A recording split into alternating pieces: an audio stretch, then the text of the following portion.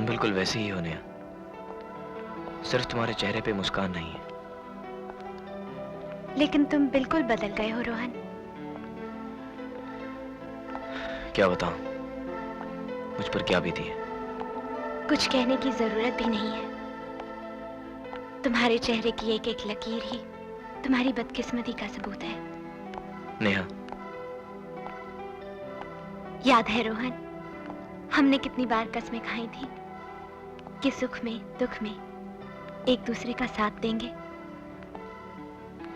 सुख में तुमने हमेशा मुझे शामिल किया, लेकिन दुख में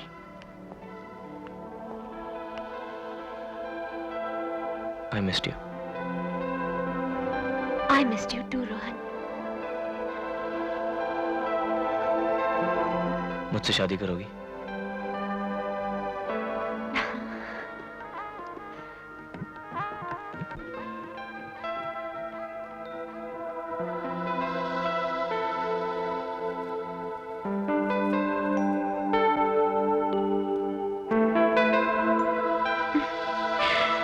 आज मैं बहुत खुश हूँ रोहन, बहुत खुश। मैं भी। और आज से मेरी जिम्मेदारियां और भी बढ़ गई हैं। तो क्या हुआ, एक से भले दो। आज से मैं तुम्हारे साथ कंधे से कंधा मिलाकर तुम्हारी सारी जिम्मेदारियां बांट लूंगी। नेहा, तुम पुलिस वाले हो? जी। मैंने ऐसी अकड़ सिर्फ दो ही चीजों में देखी है, एक पुलिस वाले में और दूसरे मुर्दे में। अगर ये सच है तो फिलहाल आप मुझे मुर्दा समझिए। मुर्दे पर कफन डाला जाता है। मेरे बदन पे पुलिस की खाकी वर्दी डाल दीजिए ताकि मैं फिर से जिंदा हो जाऊं। पिछले 6 महीनों में मेरी एयरपोर्ट पर ड्यूटी रही। उस दौरान मैंने स्मगलिंग का इतना माल पकड़ा कि वो एक रिकॉर्ड बन गया।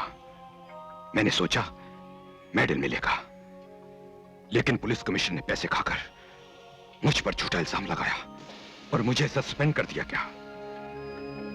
मेरे बदन से वर्दी उतार दी गई। ये तो और भी अच्छा हुआ, अब तुम आजाद हो, कुछ भी कर सकते हो। भाई, उन्होंने वर्दी के सहारे मुझ पर बहुत जुल्म किया है। मैं भी वर्दी के सहारे उनके जुल्म का जवाब देना चाहता हूं। आपकी मिनिस्ट्री में बहुत पहुंच है। आप मुझे मेरी वर्दी वापस दिला दीजिए प्लीज। घबराओ मत, बहुत जल्द तुम अपने आप को वर्दी के म्यान में पाओगे। थैंक यू भाई, कभी मेरी जरूरत पड़े तो जरूर बुला लेना। भाई, आपने मुझे एक नई जिंदगी दी है, मैं भी आपके लिए जान दे सकता हूं। हो सकता है मेरी जिंदगी के बाद मेरे बेटों को तुम्हारी जरूरत पड़ जाए।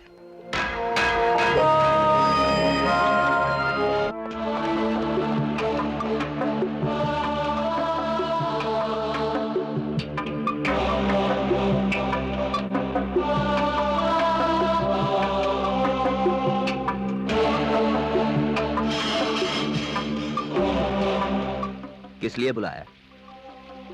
किसको खलास करना है? भाई को।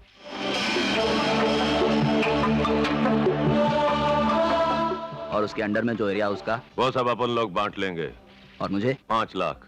भाई को मारने के लिए? हाँ। ठीक है। और उसके बाद मुन्ना से बचने की कीमत? 2 लाख।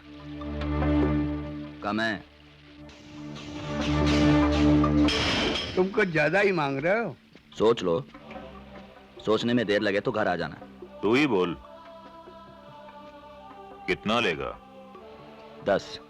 यानी कि टोटल 15 लाख। ये कुछ ज्यादा ही मांग रहा है। भाई के लिए बहुत कम है।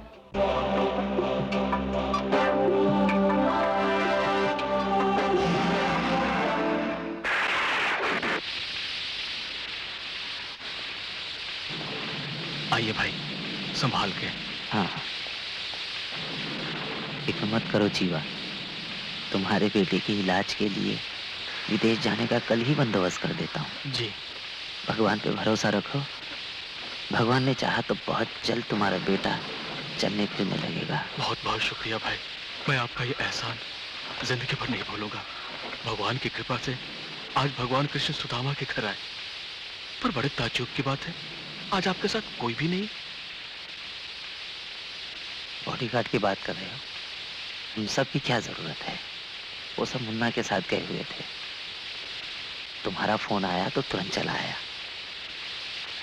तो मेरी फिक्र छोड़कर अपने बेटे का ख्याल करो। भगवान आपको लंबी उम्र दे, आप साक्षात देवता है।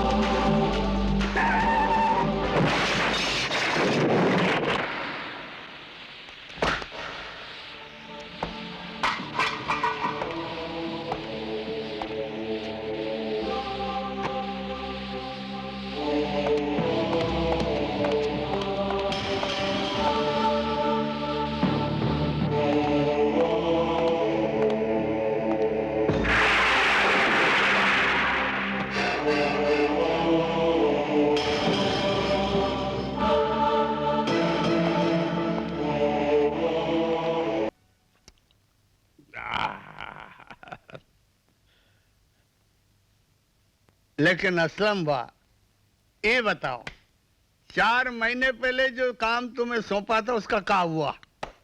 कौन सा काम? लो, अभी नया धंधा शुरू कर दिया का?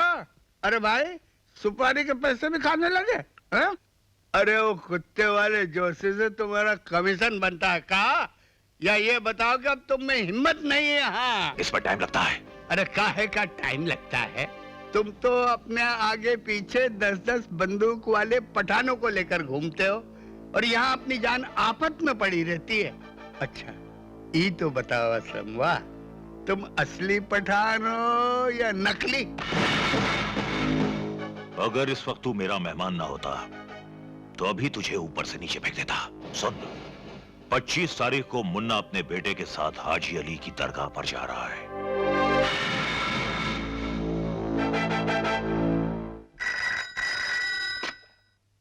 हेलो, कौन रजिया? अम्मी?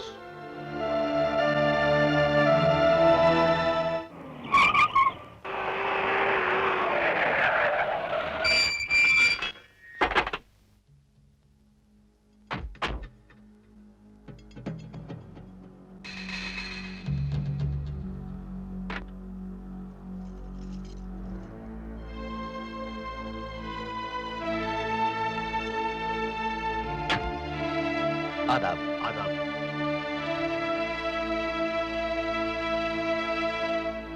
अरे बीबी जी, आदाब बीबी जी, आदाब बीबी जी, आदाब। मालकिन, मालकिन।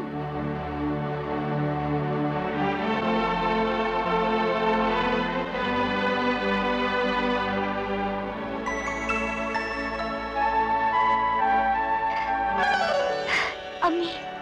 रजिया,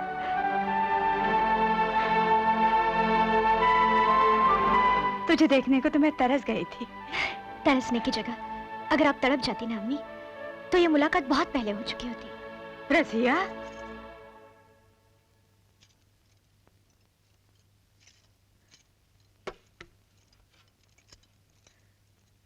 अम्मी, आप इतने दिनों के बाद मत मिला कीजिए, वरना यतीम होने का एहसास जागने लगता है। सच तो यह है रजिया, तू यतीम होने से ज्यादा बदकिस्मत है। तू कल मुन्ना के साथ हाजी अली की दरगाह पर जाने वाली है। हाँ। तू उसके साथ मत जाना बेटी, वरना तेरी जान को भी खतरा हो सकता है।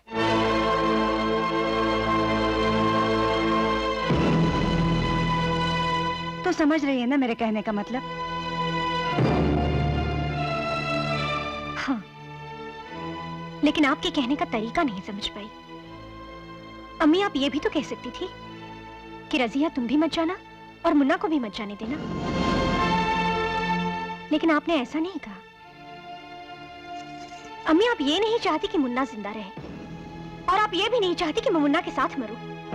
आपकी ख्वाहिश ये है कि मैं बेवा बनकर जिंदा रहूं।